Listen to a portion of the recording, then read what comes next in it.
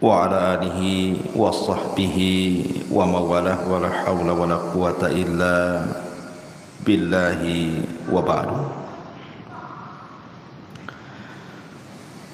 Alhamdulillah, segala puja dan puji hanya milik Allah subhanahu wa ta'ala. Salawat dan juga salam kita hadiahkan kepada Rasul kita Nabi besar Muhammad sallallahu alaihi wa ala alihi wasallam.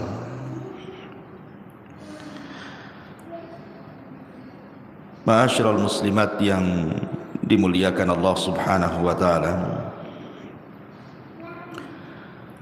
alhamdulillah di pagi menjelang siang ini kembali kita bisa duduk untuk bertalabul ilmi. Dan pembahasan di pagi menjelang siang ini kita akan membahas tentang beberapa penyesalan manusia di hari yang tidak ada guna penyesalan itu di hadapan Allah subhanahu wa ta'ala.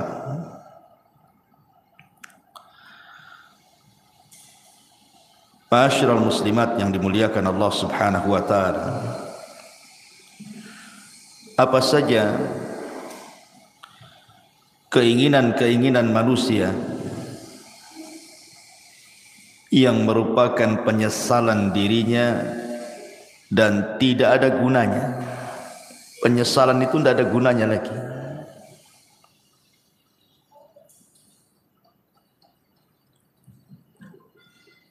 Kalau kita lihat di kehidupan kita ini, kita bertanya kepada orang-orang yang diberikan kekayaan oleh Allah subhanahu wa ta'ala, pasti keinginan mereka itu ingin bertambah kaya lagi. Karena biasanya orang-orang yang diberikan dunia itu mereka tidak akan puas dengan dunia yang dimilikinya. Makanya Anas bin Malik radhiyallahu an mengatakan,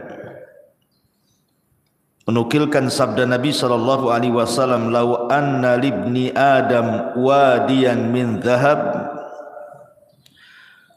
Kalau seandainya anak Adam ini memiliki satu lembah semua emas, ahabba ayyakuna lahu wadiyan, pasti dia berkeinginan untuk menambah 2 lembah emas lagi. Walan yamla'a fahu illa turab wa yatubullahu ala man tab. Dan orang ini tidak akan puas mengejar cita-citanya untuk mengumpulkan dunia kecuali tanah yang menimbunnya. Kalau sudah ditimbun tanah, baru tahu, barulah dia menyesal. Ma'asyiral muslimat yang dimuliakan Allah azza wa jalla, setiap manusia itu pasti akan melewati padanya sakaratul maut. Tidak ada satupun manusia pasti akan melewati yang disebut dengan sakaratul maut. Karena Allah subhanahu wa ta'ala mengatakan, wajaat sakratul maut bil haqq dzalika ma kunta minhu tahid. Dan akan datang sakaratul maut, dan itu sebuah kebenaran. Itulah yang membuat manusia lari padanya. Apabila malaikat maut sudah dekat dengan kita, dan malaikat-malaikat pembantu malaikat maut ikut serta di dalamnya yang disebut dengan Rasulul Maut, Rasul-Rasul kematian. Ketika malaikat maut mulai mencabut nyawa kita, maka dimulai dari ujung jari jemari setiap manusia. Kemudian ruh itu berjalan sedikit demi sedikit sampai di tenggorokan.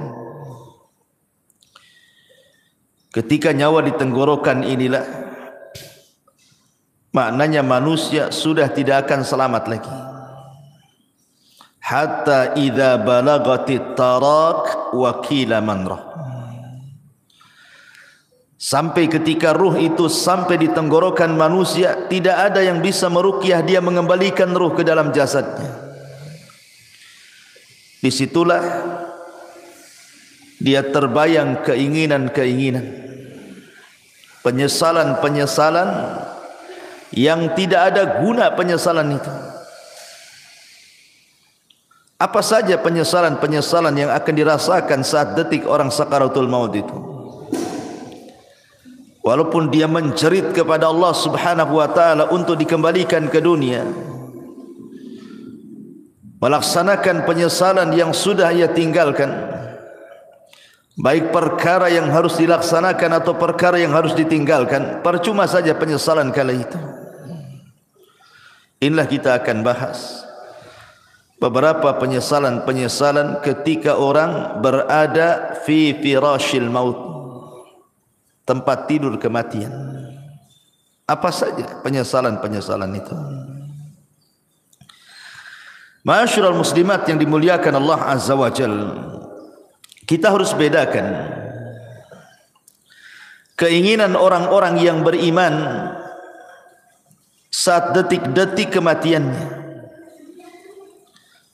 dengan cita-cita orang-orang yang mereka jauh daripada keimanan. Maka penyesalan mereka tidak ada gunanya. Contoh saja umniyatus salihin, kehendak dan cita-cita orang-orang saleh. Apabila ruhnya sudah dicabut, kemudian badannya berada di atas keranda kematian, kemudian dibawa ke kuburan, maka orang-orang saleh akan mengatakan saat jasadnya dibawa ke kuburan, qaddimuni qaddimuni, segerakan aku, segerakan aku, segerakan aku, segerakan aku. Maksudnya jangan dilambatkan jalannya, supaya cepat dikubur, karena dia tahu di hadapan dia ada nikmat yang luar biasa. Tetapi kalau dia orang fasik, orang jahat, maka dia akan berteriak kepada orang-orang yang membawa jasad dia ke kuburannya dan mengatakan, ya wailaha aina yadhhabuna biha. Celaka, celaka, hendak kau bawa kemana jasadku ini? Dia pun berteriak-teriak, tidak ada yang mendengar selain makhluk-makhluk di luar manusia dan jin. Ma'asyiral muslimat yang dimuliakan Allah Subhanahu wa taala, apabila seorang yang beriman betul-betul sudah dimasukkan ke dalam kuburan, kalau dia meninggal karena mati syahid, maka dia akan meminta kepada Allah Subhanahu wa taala untuk dikembalikan ke dunia. Untuk apa? Untuk berperang kembali dan mati syahid kedua kalinya, dan itu kemuliaan baginya. Makanya Jabir bin Abdullah radhiyallahu an pernah menceritakan saat kematian ayahnya Abdullah ibn Haram. Jadi saat kematian Abdullah ibn Haram, Jabir bin Abdullah ini dia merasa sedih. Bagaimana tidak ayah tercintanya satu-satunya harus mati syahid di Uhud. Kemudian sambil memeluk ayahnya yang sudah tidak bernyawa itu, maka Nabi SAW mengatakan, ya Jabir, tabki aw la tabki, wallahi ma kallama Allahu ahadan qat min wara'i hijabin wahiyan abaka fakallamahu kifahan bila turjuman. Jabir menangis ataupun engkau tidak menangis, sungguh Allah Subhanahu wa taala tidak pernah bicara pada siapapun di balik tabirnya secara wahyu kecuali bapakmu. Bapakmu diajak bicara oleh Allah tanpa penerjemah, di mana Allah Subhanahu wa taala mengatakan kepada ayahmu, tamanna ya abdi, berangan-anganlah wahai hambaku, bercita-citalah wahai hamba-hambaku. Ya abdi tamanna alayya u'tik, wahai hambaku, mintalah sesuatu kepadaku, aku akan beri. Maka ayahnya Jabir, Abdullah ibn Haram mengatakan, ya Rabb, ya Rabb, tuhyini fa'aqtulu fika thaniyatan, hidupkan aku kembali ya Rabb, supaya aku bisa berperang untukmu kedua kali, dan aku bisa mati syahid kedua kalinya. Tapi Allah Subhanahu wa taala mengatakan, innahu qad sabaqa minni annahum ilaiha la yarji'un. Tidak mungkin wahai Abdullah, orang yang sudah mati itu hidup lagi. Kemudian Abdullah ibn Haram mengatakan, kalau begitu sampaikan kepada orang-orang yang masih hidup akan posisiku di hadapan. Maka Allah Subhanahu wa taala turunkan ayat, wala tahsabannal ladzina qutilu fi sabilillahi amwatan bal ahya inda rabbihim yurzaqun. Jangan kau sangka orang-orang yang mereka mati di jalan Allah, terbunuh dalam jihad, mereka mati. Tidak, mereka hidup. Mereka diberikan rizki di hadapan Allah Subhanahu wa ta'ala. Inilah cita-cita orang-orang yang beriman. Walaupun cita-cita ini mustahil dilakukan, mustahil terkabulkan, tapi cita-cita mereka mulia, ingin hidup kembali, ingin berperang karena Allah, dan ingin mati syahid kedua kalinya. Begitulah umniyatus salihin, angan-angan orang-orang yang saleh. Makanya dalam surah Yasin ada satu kisah yang disebut dengan Habibun Najjar. Dalam surah Yasin itu ada kisah yang disebut dengan kisah Habibu An-Najjar. Bagaimana kisahnya Habibun Najjar itu? Jadi suatu hari di sebuah perkampungan di zaman setelah Isa bin Maryam, sebelum diutusnya Nabi SAW, di kampung itu atau daerah itu sangat penuh dengan kezaliman, penuh dengan kesyirikan. Diutuslah oleh Allah Subhanahu wa taala dua nabi untuk mendakwahi kampung tadi. Ada yang mengatakan bahwa dua orang ini bukan nabi tetapi murid-muridnya Isa bin Maryam untuk mendakwahi daerah tersebut. Tapi didustakan oleh kaumnya. Akhirnya Allah Subhanahu wa taala mengutus satu lagi untuk menguatkan yang dua orang yang sedang berdakwah itu, tapi didustakan lagi. Sampai akhirnya tiga utusan ini hampir dibunuh. Datanglah seorang laki-laki yang bernama Habibun Najjar, yang sudah beriman sebelumnya kepada tiga utusan ini, memperingatkan orang-orang yang menentang tiga utusan itu. Kemudian malah dia jadi sasaran pembunuhan. Niatnya membela para utusan, akhirnya dibunuh oleh orang kampung itu. Ketika dia mati,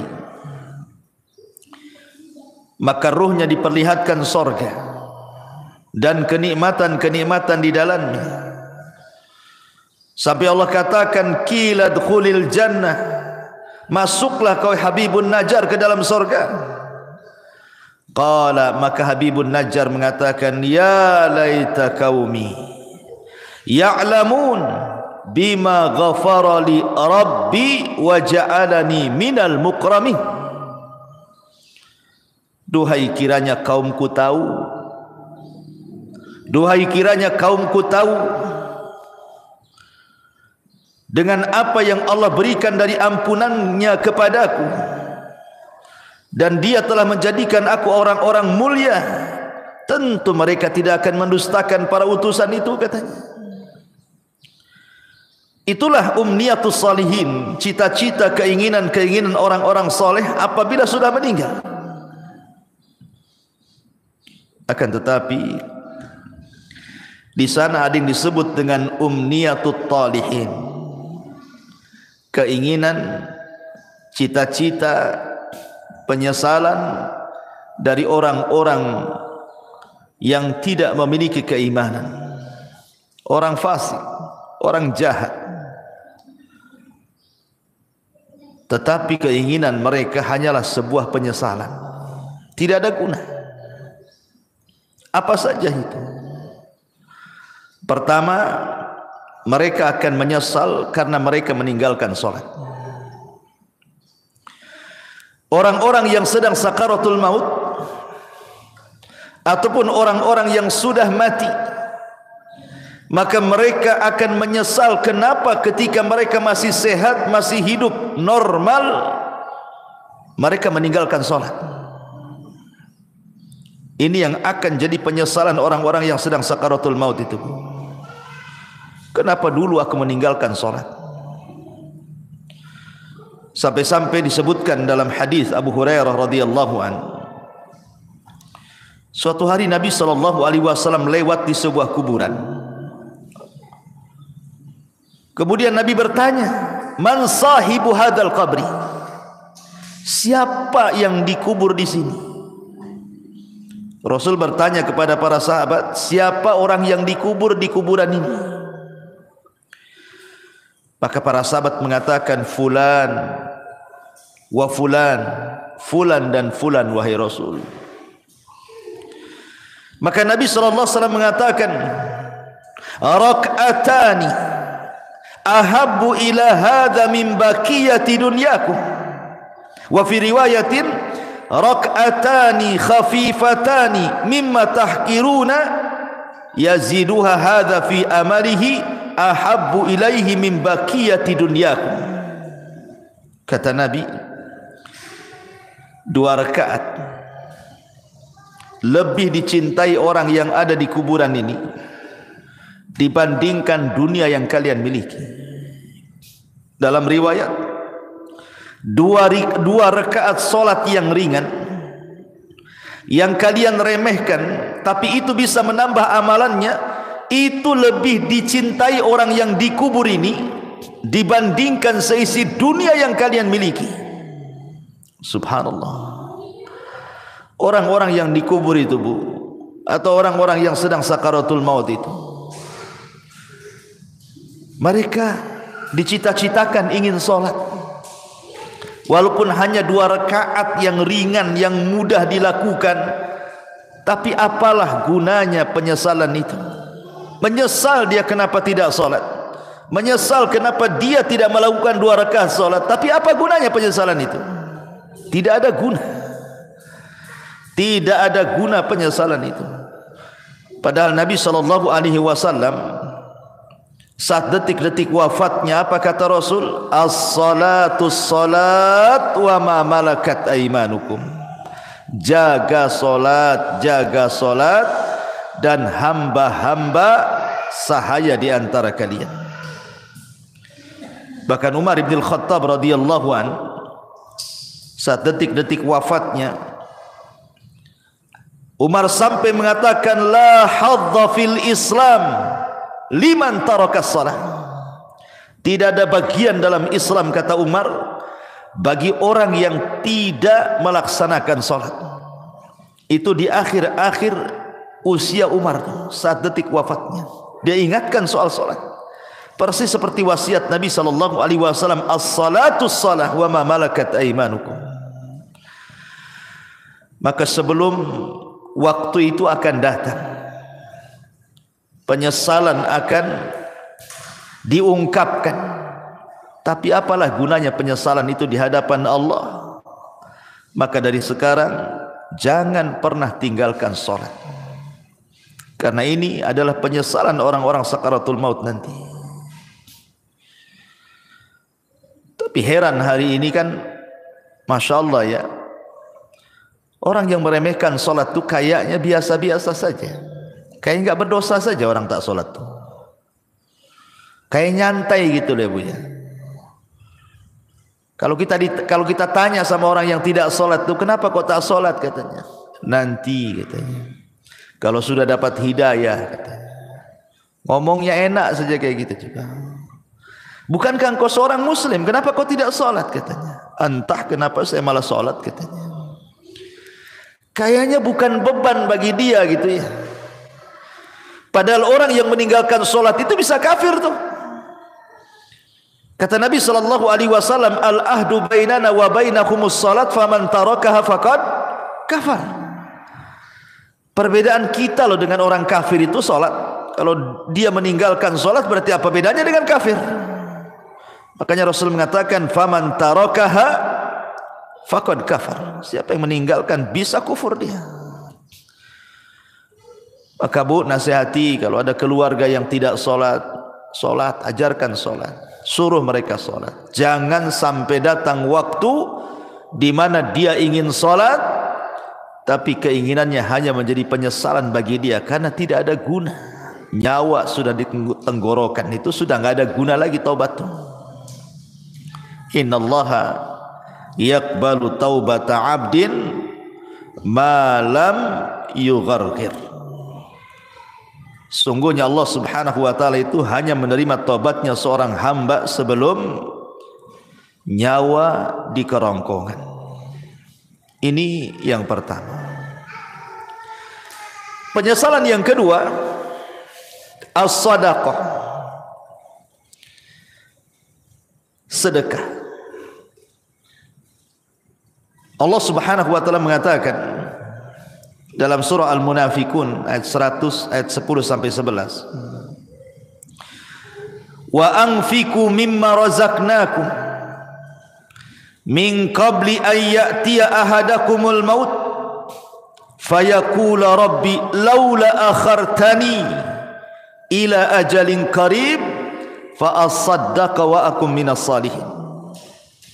Walan yuakhirallahu nafsan idza jaa ajaluha wallahu khabirum bima ta'malun.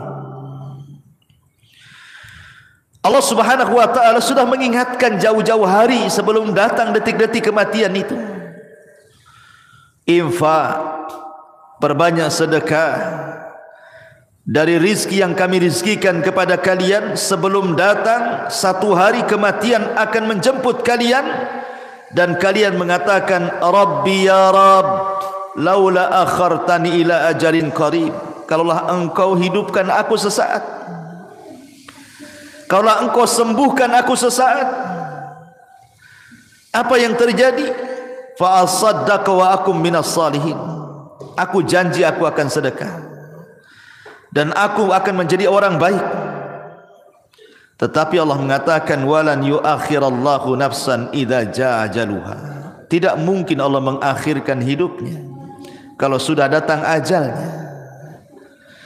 Tidak mungkin Allah mengakhirkan hidupnya, mengembalikan nyawa yang sudah ditenggorokan dikembalikan kepada badannya kalau sudah ditetapkan hari itu dia harus mati.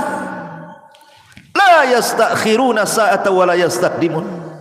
Kalau kematian itu datang tidak mungkin akhirkan, tidak mungkin dimajukan pas waktunya. Disitulah penyesalan datang. Ketika nyawa ditenggorokan, mulailah dia terpikir, teringat dengan harta yang selama ini dikumpul-kumpulkannya. Harta itu bukan harta kita, Bu. Harta itu harta Allah. Harta itu datang bukan karena kecerdasan kita.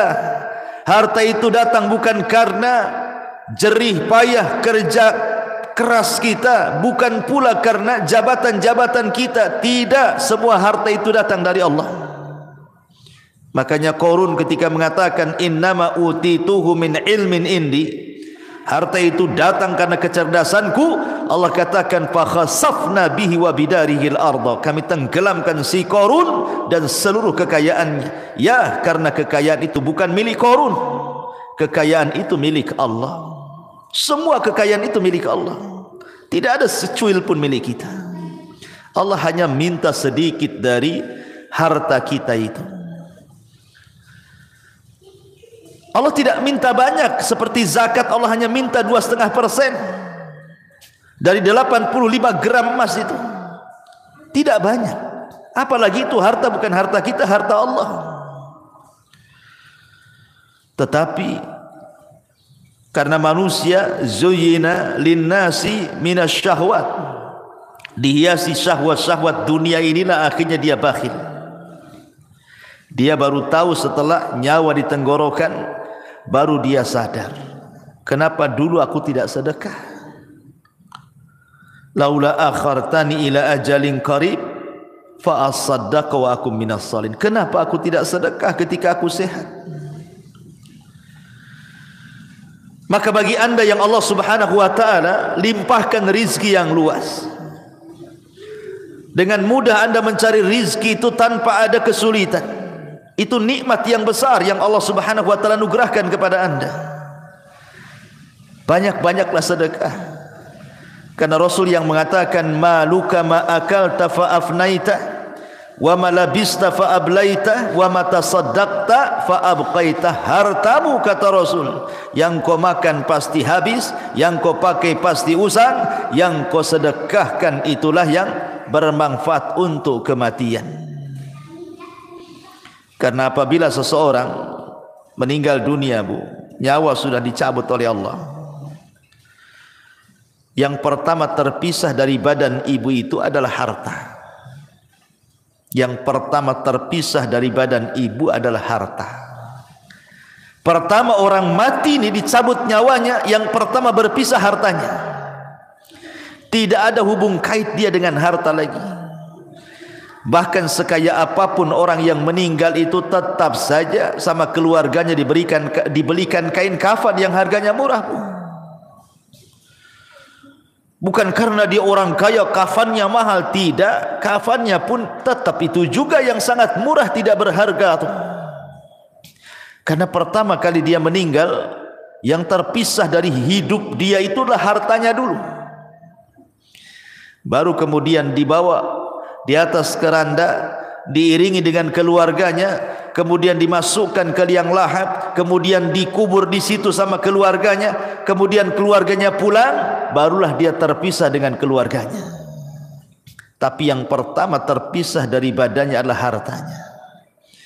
Di saat itulah dia menyesal dan mengatakan laula akhartani ila ajalin qarib fa asaddaqa wa akum minas salihin. Ya Rabb, kalaulah engkau akhirkan kehidupanku sesaat, tidak apa-apa, aku akan sedekahkan tuh harta-hartaku tuh, dan aku akan termasuk orang yang baik. Tetapi apakah umniyatut talihin ini, cita-cita orang-orang yang seperti ini bermanfaat bagi dia? Tidak ada guna. Harta sebanyak apapun kalau anda sudah meninggal, harta itu tidak bisa diambil lagi oleh anda, kan? Karena sudah menjadi rebutan ahli warisnya. Kenapa ketika kita masih hidup kita tidak sedekah? Ketika sudah mati baru kita teringat sedekah. Itu namanya penyesalan yang tidak guna, Bu. Penyesalan yang tidak ada guna bagi dia. Percuma penyesalannya. Ini yang kedua, sedekah. Yang ketiga, al-amalus salih, beramal saleh. Allah Subhanahu wa taala berfirman dalam surah Al-Mu'minun ayat 99 sampai 100. Allah mengatakan hatta idza jaa ahadahumul mautu qala rabbirji'uni la'alli a'malu salihan fima tarak kalla innaha kalimatun huwa qailuha wa min waraihim barzakhun ila yaumi yub'atsun. Hatta idza jaa adahumul maut, apabila kematian datang kepada salah seorang di antara mereka, qala, dia pun mengatakan, Rabbirji'uni, ya Allah, kembalikan aku ke dunia walaupun sesaat. La'alli a'malu salihan, agar aku bisa beramal saleh.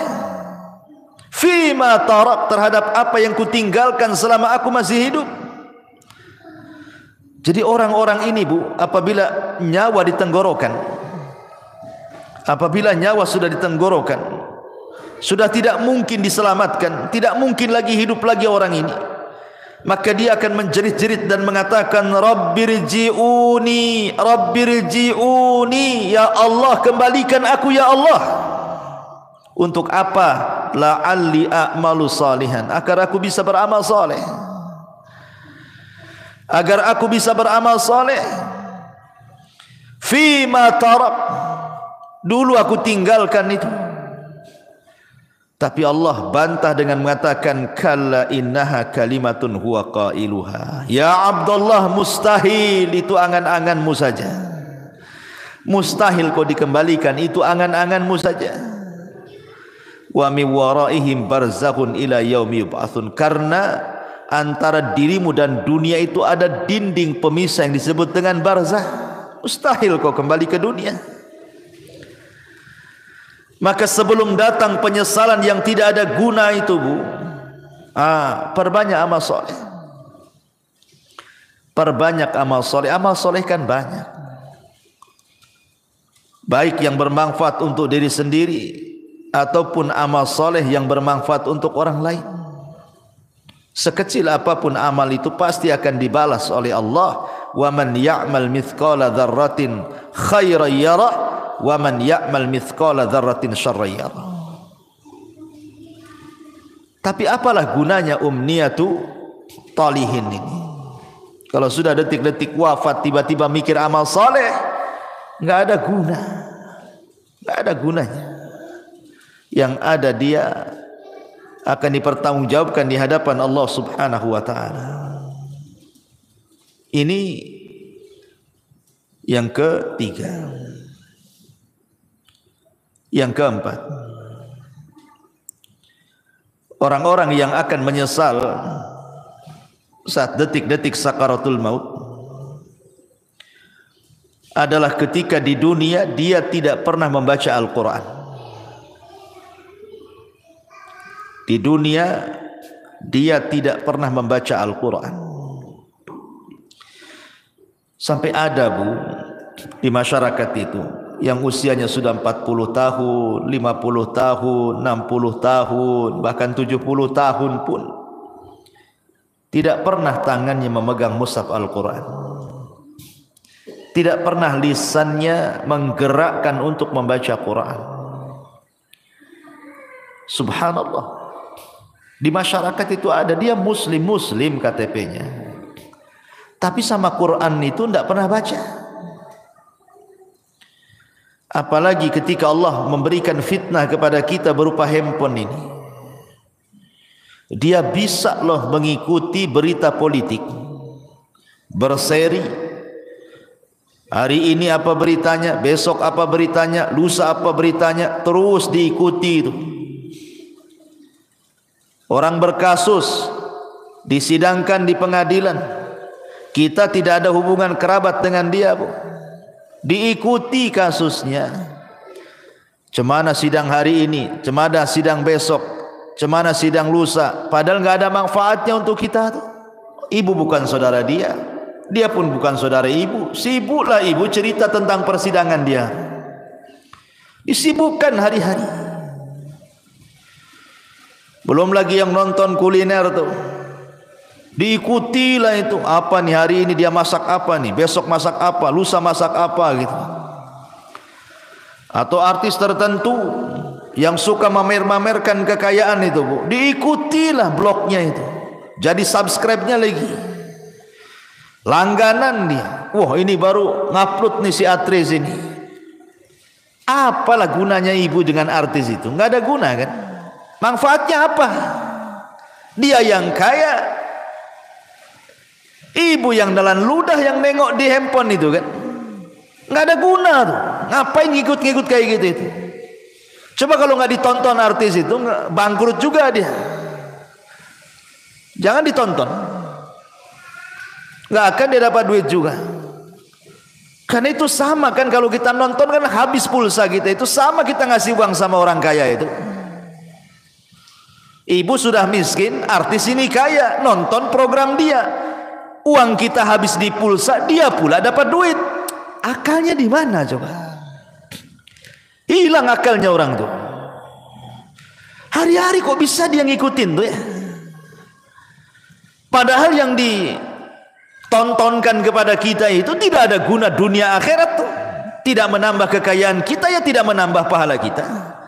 Yang ditonton dia sedang pamer-pamer rumah, pamer-pamer kendaraan, pamer-pamer jalan-jalan, pamer-pamer anaknya, pamer-pamer istrinya, suaminya. Na'udzubillah, thumma na'udzubillah.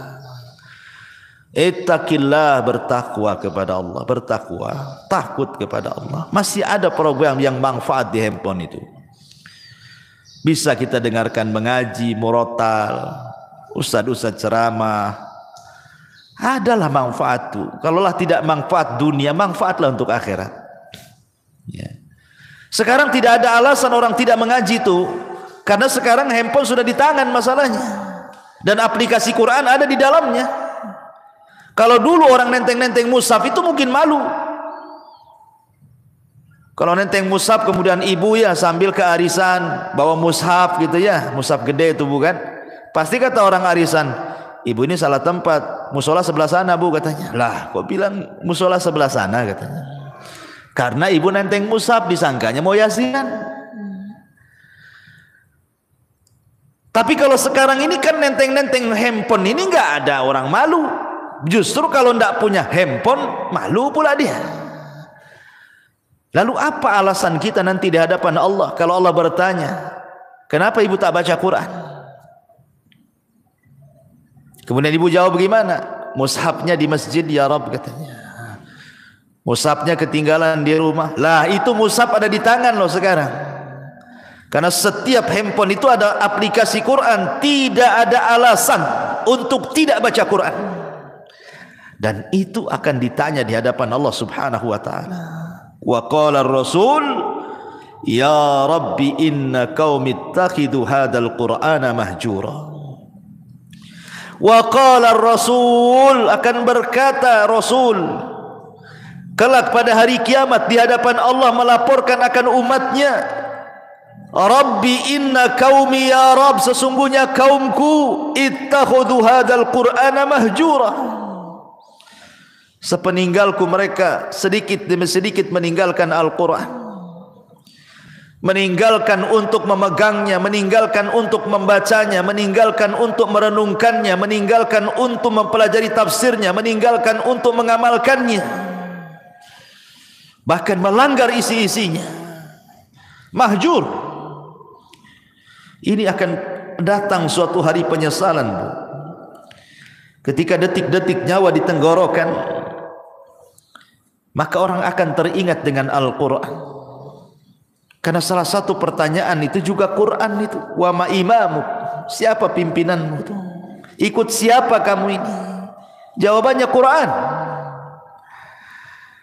Jangan sampai detik-detik penyesalan itu datang dan tidak ada guna. Saat ruh sudah di tenggorokan, tiba-tiba kita berpikir dengan Quran, apa gunanya lagi? Anda sudah tidak bisa baca Quran, Anda saja dibacakan Quran. Orang yang detik-detik wafat itu kan sibuk tuh orang-orang baca Quran. Anda saja ditalkinkan tidak bisa ngomong, macam mana mau baca Quran? Apa nunggu kita tidak bisa menyebut kalimat kecuali la ilaha illallah baru terpikir ingin baca Quran? La ilaha illallah. Jangan. Ini akan jadi penyesalan yang tidak ada guna nanti. Dari sekarang kalau ada waktu baca Quran. Baca Quran. Ya. Ma'asyiral muslimat yang dimuliakan Allah Subhanahu wa taala. Kemudian yang berikutnya penyesalan yang akan datang adalah Dia akan menyesal kenapa di dunia dia tidak berkawan dengan kawan-kawan yang saleh. Karena di dunia ini kan orang terkadang menghabiskan waktu dengan kawan-kawan yang tidak ada manfaat untuk akhirat. Kita lihat para pengusaha, orang-orang kaya itu, ya kawannya sesama pengusaha kan. Kalau orang miskin ya sama orang miskin lah kawannya kan. Pengusaha tak mau juga berkawan sama ibu pula. Ya. Biasanya kan begitu kan. Kawan itu kan seprofesi itu. Pamanya olahraga lah kan itu. Kalau pemain bola ya pasti berkawan dengan pemain bola. Nah mungkin lah pemain bola berkawan dengan bulu tangkis, gak nyambung tuh. Lah terkadang subhanallah kadang-kadang ya kita tidak hendak membicarakan lain-lain, ini hanya sekedar nasihat saja ya. Kadang ada orang tuh bergelut dengan dunia olahraga. Anggaplah dia mungkin timnas gitu ya. Hari-hari main bola saja tuh. Pagi latihan bola, siang latihan bola, sore latihan bola. Kawannya dengan orang-orang bola itu saja tuh. Besoknya gitu lagi, besoknya gitu lagi. Terkadang di antara mereka ada yang meninggalkan sholat, bahkan tidak sholat, bahkan mungkin kawannya orang kafir yang jelas-jelas kafir kan gitu. Olahraga itu tidak diharamkan, bahkan boleh jadi itu sebuah hal yang dianjurkan untuk kesehatan. Tapi kalau itu menjadi tujuan hidup, 1 hari, 2 hari, 1 bulan, 2 bulan, 1 tahun, 3 tahun sampai habis waktunya hanya untuk memikirkan bola saja, ini akan jadi penyesalan. Akan jadi penyesalan. Orang-orang kaya yang berbisnis hanya hubungannya dengan orang kaya saja. Setiap ketemu bicara bisnis, setiap nelpon bicara bisnis. Pokoknya di otaknya bisnis, bisnis, bisnis, bisnis. Tidak ada diluangkan waktu untuk ibadah, itu tidak ada. Dari mulai dia muda sampai dia tua, itu aja kawannya. Tidak mau dia berkawan dengan orang soleh, dengan ustaz, dengan kiai, dengan ajengan, dengan teman-teman yang rajin ke masjid. Tidak ada. Hanya disibukkan, dilalaikan dengan dunia saja. Atau hari ini mungkin kawannya handphone lah. Seperti yang saya sudah contohkan tadi. Disibukkan dengan nengok blog artis, terus itu aja ditonton. Sibuk komen-komen sana sini. Ini akan jadi penyesalan Bu pada hari kiamat. Bahkan dia akan meminta kepada Allah Subhanahu wa taala, di mana penyesalannya akan dikemukakan di hadapan Allah, sebagaimana Allah katakan dalam surah Al-Furqan 27, wa yauma ya'addu dzalimu ala yadayhi yaqulu ya laitani ittakhadtu ma'ar rasuli sabila ya wailata laitani lam attakhid fulanan khalila. Pada hari di mana orang zalim menggigit jarinya dan mengatakan, duhai celaka, kenapa ketika aku masih sehat di dunia aku tidak mengambil Rasul sebagai kawan? Duhai celaka, celaka aku, kenapa aku tidak menjadikan si fulan itu kawanku? Makanya Hasan Al-Basri mengatakan, istaghfiru min sahibikumus salih fa innahu yanfa'ukum yaumal qiyamah. Cari teman-teman yang soleh, cari teman-teman yang baik, karena itu akan bermanfaat pada hari kiamat bagi pelakunya. Nanti akan menyesal kita Bu. Kita hari-hari sama si fulan, si alan, dihabiskan waktunya hanya untuk jalan kemari dengan si fulan, si alan itu, ngobrol dengan si fulan, si alan itu. Lupa bertahun-tahun, sampai lupa sholat, lupa puasa, lupa baca Quran, lupa zakat, macam-macam. Kan ada orang disibukkan hari-hari dengan itu saja kan Bu. Lah nanti akan jadi penyesalan Bu. Cari teman-teman yang baik, cari teman-teman yang saleh, supaya jangan jadi penyesalan di hadapan Allah Subhanahu wa taala. Ini kalau orang sudah sakaratul maut, tiba-tiba kemudian berpikir, kenapa aku tidak ke masjid? bersama orang-orang yang sholat di masjid? Kenapa aku tidak mengaji bersama orang-orang yang mengaji? Kenapa aku tidak membaca Quran bersama orang-orang yang baca Quran? Gak ada guna tuh. Gak ada guna, itu hanya umniah saja, angan-angan, cita-cita saja. Karena nyawa sudah di tenggorokan, apalah gunanya itu? Maka sebelum penyesalan itu datang, dari sekarang cari teman-teman yang baik yang bisa menyelamatkan kita. Ma'asyiral muslimat yang dimuliakan Allah Azza wa Jalla. Lalu apa lagi? Orang-orang yang melalaikan keluarga. Orang-orang yang melalaikan keluarga di masa hidupnya. Boleh jadi dia biarkan anak-anaknya bermaksiat kepada Allah. Orang tuanya membiarkan anaknya seperti itu. Anaknya membuka aurat, dibiarkan saja. Tidak pernah disuruh menutup aurat atau diberikan jilbab untuk menutup aurat. Anaknya hilang bergaul dengan siapa, tidak pernah ditanya, nak siapa kawanmu itu, sholat tidak, pakai jilbab tidak, macam mana dia agamanya, tidak pernah ditanya. Kalau sudah keluar les, yang penting dia balik, ya kan? Tidak ada kecemburuan.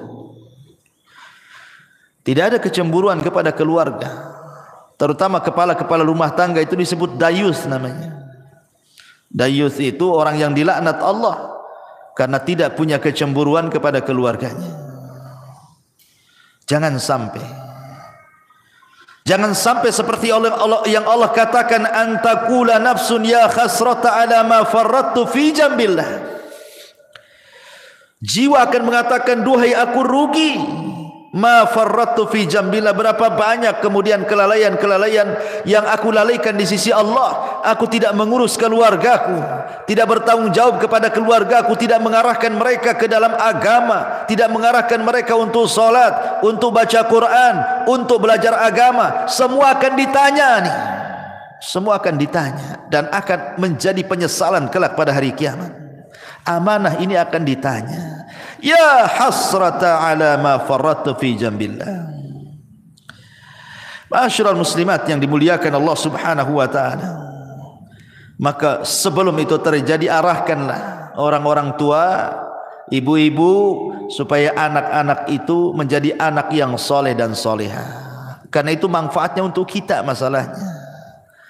Apabila ibu sudah meninggal, siapa yang mendoakan itu kalau bukan anak-anak? Ibu sudah tidak bisa beramal di kuburan itu. Ibu hanya menanti doa anak-anak yang mengatakan, Rabbighfirli wali walidai. Ya Allah, ampuni aku dan kedua orang tuaku. Itulah harapan kita ketika masuk kuburan itu, adalah transfer doa-doa ampun dari anak-anak kita. Dan itu tidak mungkin dilakukan anak kecuali kita yang mendidik anak itu dari kecil sampai dia menjadi anak soleh dan soleh, baru dia akan doakan orang tuanya. Dan ini akan jadi penyesalan. Kenapa dulu saya tidak didik anak saya? Pernah saya ceritakan kan sama ibu, saya itu waktu di Kijang, Tanjung Pinang sana. Saya disuruh untuk memandikan jenazah. Ustaz, bisa enggak mandiin jenazah? Bisa, ada waktu insyaallah. Jadi saya datanglah ke rumahnya. Saya mandikan jenazah. Saya juga kafani bapak yang meninggal itu. Kemudian saya solatkan. Ketika jenazah itu dari rumah hendak diangkat ke musola, karena dekat musolahnya dari rumahnya itu. Kan biasa Bu, kalau ada orang meninggal kan depan rumah pasti sudah dipasang terop, kursi-kursi sama RT di situ itu. Jadi setelah kemudian jenazah itu di masjid, coba saya tanya, mana keluarganya, mana keluarganya? Biar dia disap pertama, mau saya bimbing supaya dia mendoakan orang tuanya, karena kan doa yang paling mustajab itu doa ketika sholat jenazah kan bagi si mayat itu, dan itu doa terakhir anaknya kan gitu. Habis itu tidak akan melihat lagi kekanak-kanak akan dikubur. Jadi saya panggil lah, mana anaknya? Jadi orang-orang mengatakan tuh anaknya tuh. sedang duduk-duduk di kursi itu diteror, di bawah teror itu katanya. Jadi saya bilang suruhlah mereka nyolati bapaknya itu. Itu terakhir kali lah saya mau ngomong. Tapi dipanggil-panggil Bu, anaknya nggak ada yang mau sholat, nggak ada yang mau nyolati bapaknya. Asli rokokan aja di situ. Sempat saya ngelus dada, subhanallah, ada anak yang durhaka kayak gini kan. Itu bapaknya terakhir mati Bu. Anaknya bukan satu orang, ada 5 orang. Semua duduk-duduk di situ. Rokokan itu. Dipanggil-panggil dia bilang, sudah disolatkan aja katanya, disolatkan aja katanya. Tidak mau dia menyolati itu. Ada apa dia dengan bapaknya? Tapi dengan peristiwa ini kita lihat kan, ini yang salah mesti bapaknya ini ketika dia masih hidup. Tidak mungkinlah kalau seandainya bapaknya itu baik mendidik anak-anaknya itu. Kok anak-anaknya nggak mau nyolati dia gitu kan? Mesti ada dendam dengan anak-anaknya ini. Ini saya saksikan Bu. Apa menunggu seperti ini gitu ya kan? Orang tua ketika meninggal mau nyolatkan saja anaknya tidak mau gitu kan? Nauzubillah. Ini penyesalan yang tidak ada guna orang seperti ini. Karena kalau sudah besar anak itu bisa melawan orang tuanya. Betapa banyak orang-orang tua yang sakit hati kemudian bercita-cita, nak kalau kau tahu durhaka kepadaku di dewasa ini, sudah kecekik kau di masa bayi biar mati. Banyak tuh orang tua itu yang menghendaki kematian anaknya karena kurang ajar dia. Kan di masyarakat kan banyak yang seperti ini Bu. Ya, jadi janganlah kemudian sampai datang pada waktunya tiba-tiba kita menyesal. Ketika nyawa di tenggorokan dia menyesal kenapa dulu dia tidak mendidik keluarganya, tidak mengarahkannya, tidak menasihatinya, tidak menjadikan mereka anak-anak yang saleh dan salehah. Umniyatut talihin. Yang seperti ini umniyatut talihin, bukan umniyatus salihin namanya. Angan-angannya orang-orang jahat, percuma, nggak ada guna. Ya. Maka inilah perkara-perkara Bu. Jangan sampai seseorang itu di detik-detik wafatnya banyak hal yang dicita-citakan tetapi tidak mungkin terlaksana dan tercapai karena sudah tidak ada lagi hubungan antara kehidupan dunia. Kita sudah masuk alam barzah masalahnya, alam kematian. Ada barzah di situ pemisah. Dan kalau orang sudah masuk kubur itu tidak mungkin sholat, puasa, zakat, haji, tak mungkin. Dia sedang sibuk dipertanggungjawabkan di hadapan Allah semua amalannya. Sedang ditanya man rabbuka wa man nabiyuka wa madinuk. Sehingga disitulah banyak orang yang menyesal. Wallahu a'lam bishawab. Inilah perkara-perkara yang akan menjadi bahan penyesalan bagi orang-orang saat detik-detik wafat ataupun setelah kematian. Wallahu a'lam. Mudah-mudahan yang sedikit ini ada manfaatnya Bu. Nah, silakan kalau ada yang mau bertanya, tafadhal. Iya. Apa tanggung jawab anak kalau ada orang tua kita yang tidak bisa membaca Quran, sementara mereka giat menyuruh anaknya belajar membaca Al-Quran supaya tidak seperti mereka? Apa yang harus dilakukan anak apabila orang tuanya tidak bisa baca Quran tapi orang tuanya nyuruh-nyuruh baca Quran gitu? Iya. Kiat anak tetap menasihati orang tua. Orang tua tetap harus baca Quran. Setua apapun ibu, tetap harus baca Quran. Baca Quran itu tidak terbatasi waktu dan usia. Justru makin tua, makin rajin baca Quran harusnya. Ustadz ibu saya tak bisa baca Quran. Macam mana tuh? Tapi dia nyuruh-nyuruh saya untuk belajar Quran. Ambil positifnya. Dia kan sudah nyuruh baca Quran, berarti itu positif tuh. Jangan ambil negatifnya. Ah, ngapain ibu aja nggak baca Quran, saya ikut-ikut lah kan gitu. Ambil positifnya. Kemudian yang kedua, nasihati ibunya. Nasihati ibunya. Jangan pernah malu untuk membaca Quran. Ustaz, saya tidak bisa baca Quran, datangkan orang yang mengajarkan Quran. Lebih baik ibu keluar uang untuk membayar orang baca Quran atau datang ke tempat-tempat belajar Quran yang gratis, kan ada tuh. Sampai di Batu Haji itu kan umat-umat di sana, masya Allah luar biasa. Mereka membuat kelas-kelas Quran. Nah, kebetulan saya pembinanya di situ. Jadi mengambil anak-anak jalanan, orang ibu-ibu yang jual-jual koran di lampu merah. Nanti didekati gitu kan sama umat di sana itu. Berapa penghasilannya sehari? Oh sekian. Ya udah saya kasih uang sekian tapi kau belajar Quran. Banyak yang belajar Quran di Batu Haji itu. Coba kalau ibu-ibu di sini kayak di sana kan mantap tuh bukan. Tapi ibu-ibu di sini centang perenang masalahnya. Ngaji saja malas gitu. Gitu ya. Jadi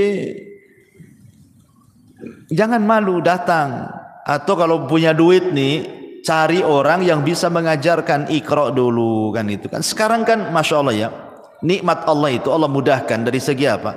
Banyak penemuan-penemuan, metode-metode yang dulu baca Quran itu jadi momok orang itu. Susah untuk bisa baca Quran. Zaman saya kecil mungkin ibu ngalami lah. Kita kalau belajar Quran itu pakai turutan kan bu ya kan? Pakai turutan juz amma tuh. Lama 2-3 tahun tuh tidak bisa baca Quran tuh, masih susah gitu mau nyebut itu ya, mau tajwidnya apalagi itu susah, nggak lancar itu 2-3 tahun itu. Tapi sekarang lo ada metode ditemukan 24 jam dia bisa mampu untuk mengenal huruf-huruf hijaiyah. Ditemukan metode tuh, metode 3 hari bisa baca Quran, metode 10 hari bisa baca Quran. Allah mudahkan lo semuanya. Dengan ditemukan metode-metode mudah. Lah sekarang sudah ditemukan metode-metode mudah, kok tidak mau belajar Quran? Dulu orang-orang dulu ketika susah ditemukan metode-metode ini sehingga 2-3 tahun baru lancar itu. Oh, sampai dipecut-pecut sama orang tuanya. Saya masih ingat dulu itu waktu di kampung belajar Quran itu.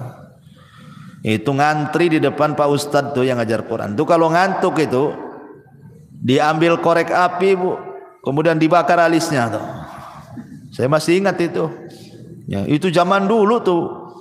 Nanti nih kalau salah beberapa kali bu direndam di kolam di masjid itu di Jawa Barat tuh kan ada kolam tuh. Ini kalau tidak bisa bu direndam di kolam tuh. Menunjukkan malas anak itu. Tuh orang dulu tuh pendidikannya Quran tuh kayak gitu kan. Sekarang alhamdulillah tidak ada kekerasan lagi. Dan sekarang juga ditemukan metode-metode mudah gitu. Lah kalau sudah ditemukan metode-metode mudah, kok tidak mau belajar Quran, itu aneh. Ustaz, orang tua saya sudah tua kali, tidak mungkin lah belajar Quran. Sakit-sakitan. Ya sudahlah kalau memang mustahil, dia didengarkan Quran saja lah. Dengarkan murotal. Kalau tidak mau belajar Quran, dengarkan Quran. Nah itulah terakhir, apalagi. Ya. Wallahu a'lam.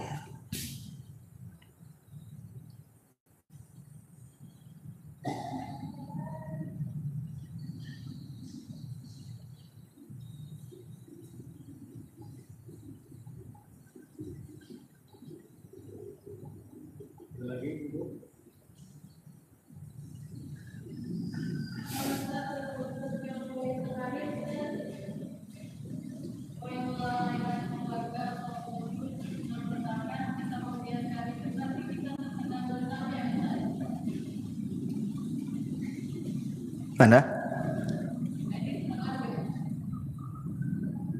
Gak dengar pertanyaannya. Apa Akhedi?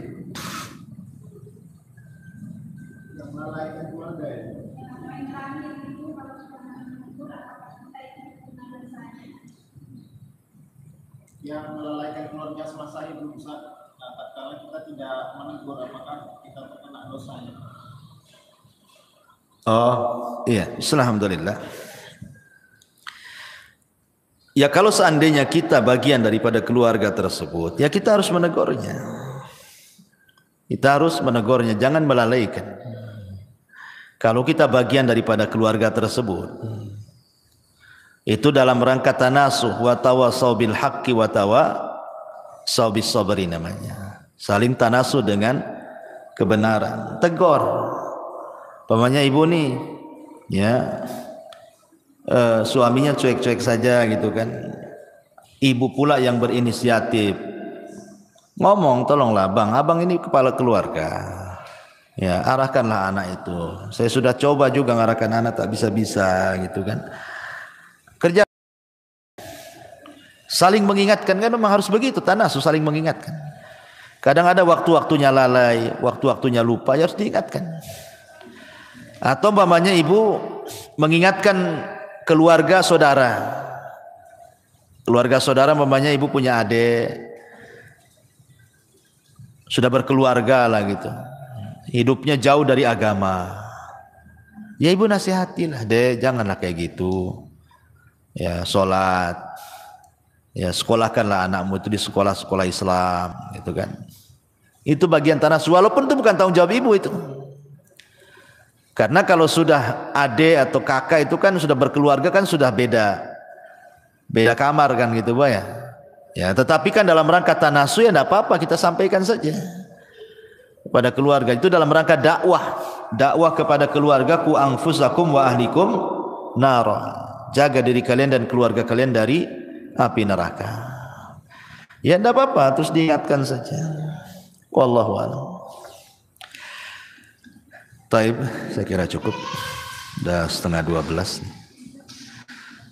Subhanakallahumma bihamdika asyhadu an la ilaha illa anta astaghfiruka wa atubu ilaik.